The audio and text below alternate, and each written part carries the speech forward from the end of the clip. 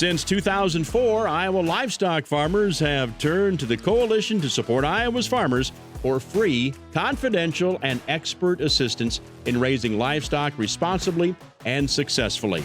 Join us at the fence line to hear from industry experts and farmers about topics important to livestock agriculture here in Iowa. The fence line, where the gates always open.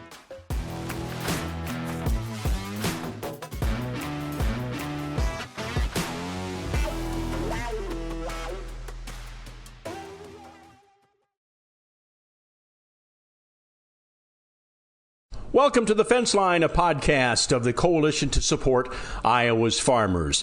My name is Bob Quinn. The Coalition to Support Iowa's Farmers are the livestock folks here in the state of Iowa.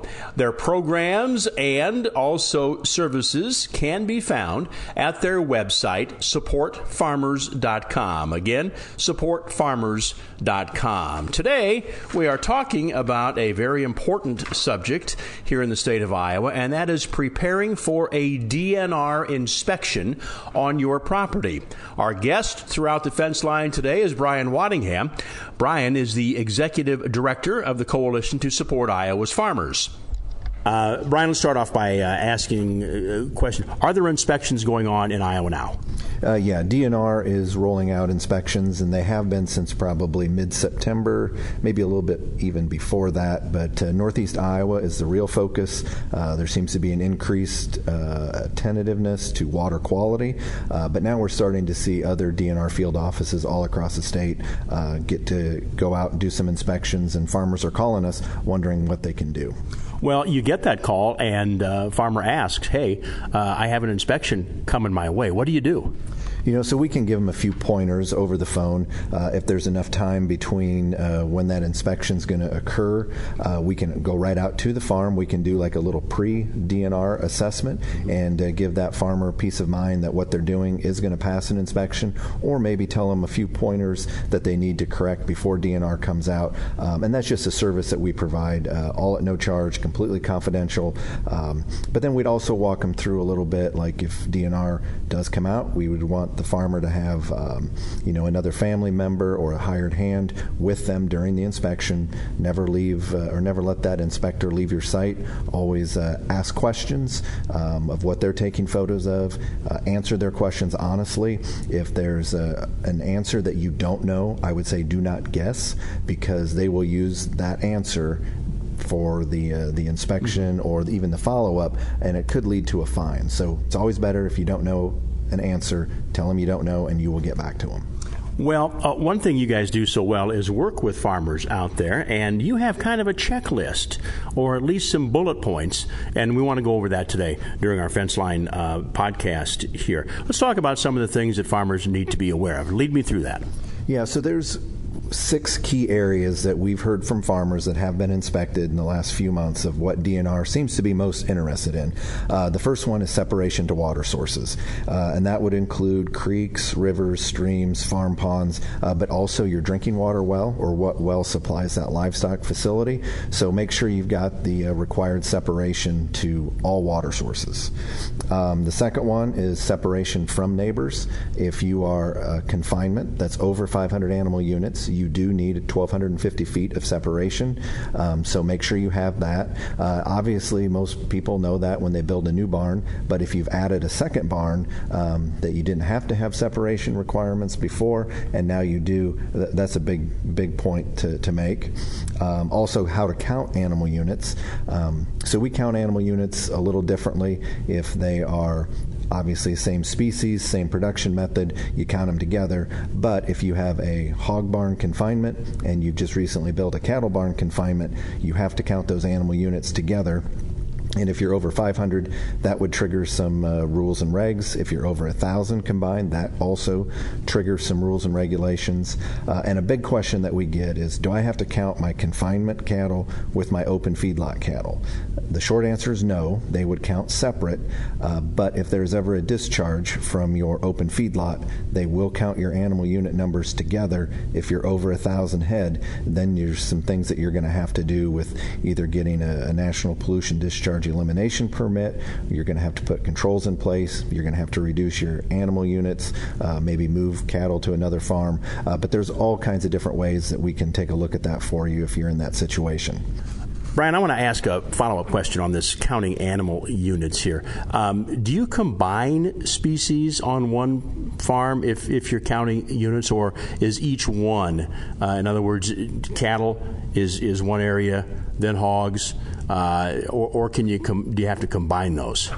You have to combine those animal units. So if you've got a hog finisher and a cattle confinement on the same site, you have to combine those animal units, as well as even if you've got maybe that's 1,200 feet down the road, you do need separation of at least 1,250 feet to count them separate, unless when you combine those animals, they're over 1,000 animal units, then you have to have 2,500 feet in between to count them separate. So the way you count those animal units is a big deal, because there are separation distance requirements, and if you don't meet them and you don't have a manure management plan, or you haven't gone through the master matrix, that's a notice of violation and possibly even a finable offense.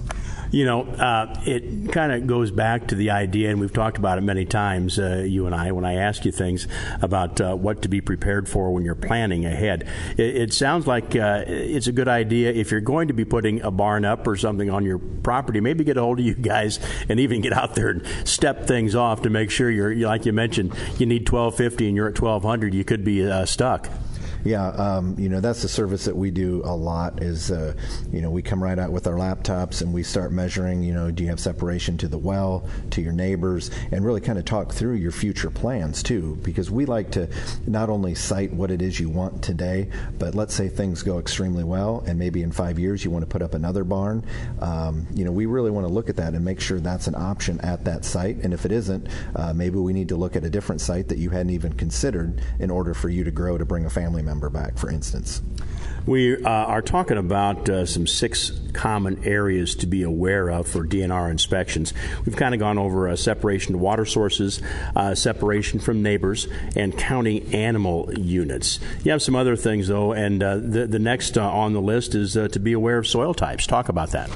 Yeah, so this is especially true in northeast Iowa, but the karst topography up there and even in east central Iowa, you cannot just go build on karst soil without taking some soil samples, and because you have to make sure that karst layer is at least 8 feet below the floor of the proposed structure you're building now, and that is a new rule change that just happened in July. It used to be 5 feet, now it's 8 feet. If it's a dirt floor, you have to have 25 feet of separation between the floor and that limiting karst layer. So that is a big one and something that you have to test for, and it's not cheap.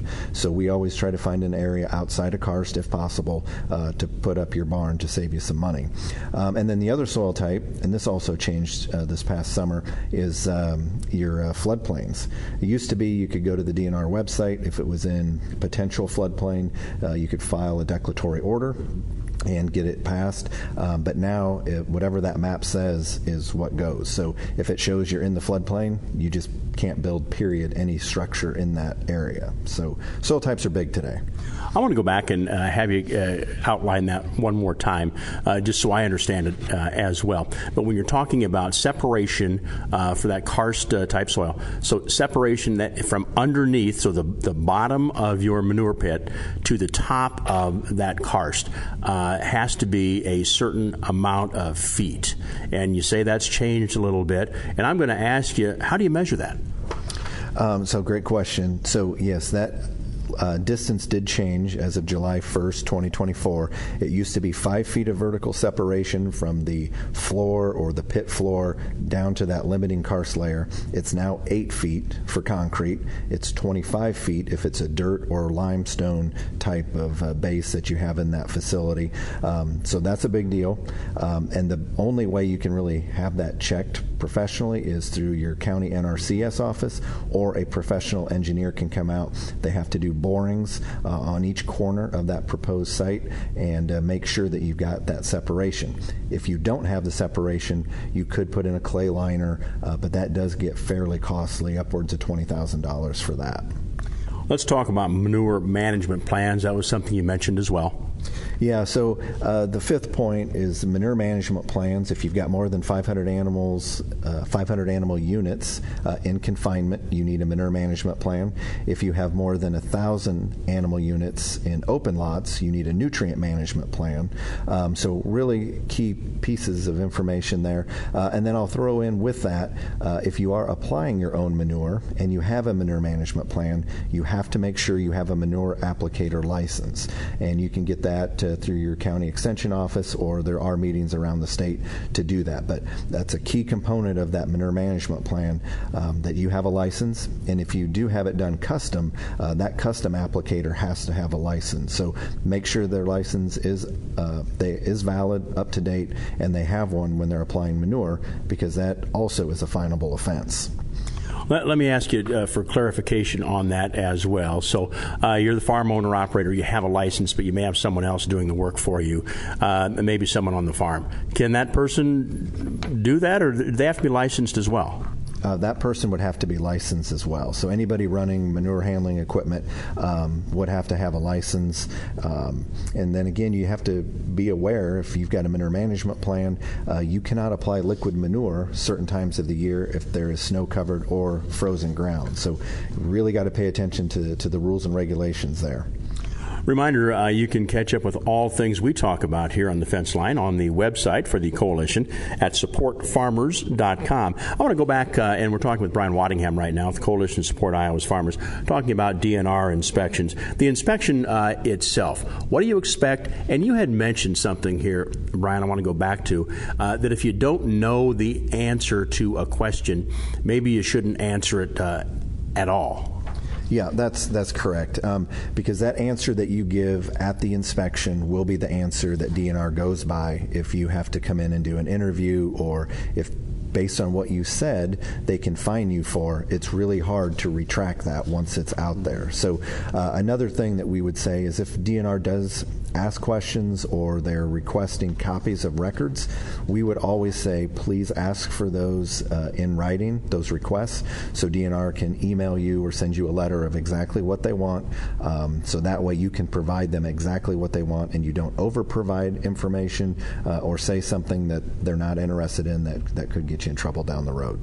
How are you notified by DNR? I mean, do they just all of a sudden stop by and knock on your door? Do you get a letter? Do you get a phone call? And then as a follow-up to that, how much time do you have between the time you get a request for inspection and the inspector shows up? So if DNR wants to come out and just do an on-farm inspection, they'll usually give you 1 to 7 days notice to get something scheduled. That's usually enough time for the farmer to find a break in what they're doing. And they're pretty good, DNR is, about not scheduling a lot right during harvest or planting season because they know how busy people are. But if you do get turned in for something and DNR has to follow up on a complaint, then that happens within 24 hours regardless. So if a neighbor turns you in, maybe you spilled a little manure on the road, DNR will be out that day or first thing the next morning to follow up. Best thing to do is just general housekeeping stuff. If you do spill a little manure, get out there, get it picked up right away, because nobody wants to drive through that and park in their garage and have it smell. So little things like that go a long way in helping improve neighbor relations, and just hopefully the neighbor understands at certain times of the year, there might be a little more activity on the roads and not to turn you in for things like that are easily fixable. What type of support materials should you have on hand, or support people, I guess? I'm thinking back to the manure applicator. If you happen to not be the person that's doing that, do you have to have that person there on inspection day to answer questions, or are you kind of on your own farm?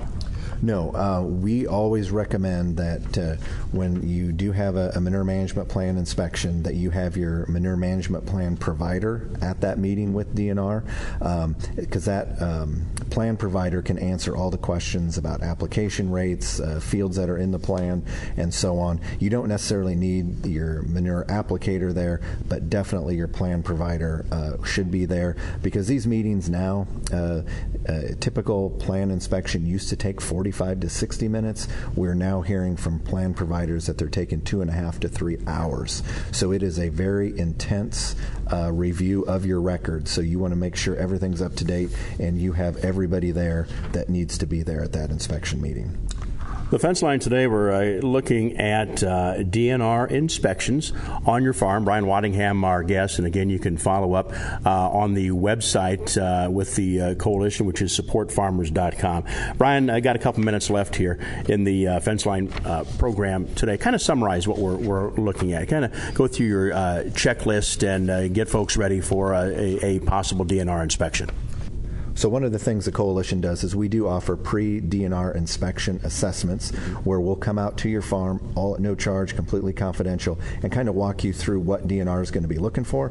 We talked about separation to water, neighbors, how to count your animal units, soil types, manure management plans, but something else they're also very interested in that I want to mention is your livestock compost piles, your manure stockpiles, feedstuff storage areas, and that would include your silage bunkers, silage piles. If there's any runoff from those areas, where does it go? So it's always a good idea to walk your farm, and that's something that we can come do with you and just look downstream, or if there would be any potential issues that can easily be fixed with some berms or some concrete, that sort of thing. So always a good idea to review your records, review your farm, and just have your farm ready for an inspection at any time, because like I said, you're probably not going to get much more than a 7 days notice when DNR wants to come inspect. How can we find out more about you guys and get in touch with the coalition? You can find out more at supportfarmers.com or give us a call anytime at 800-932-2436.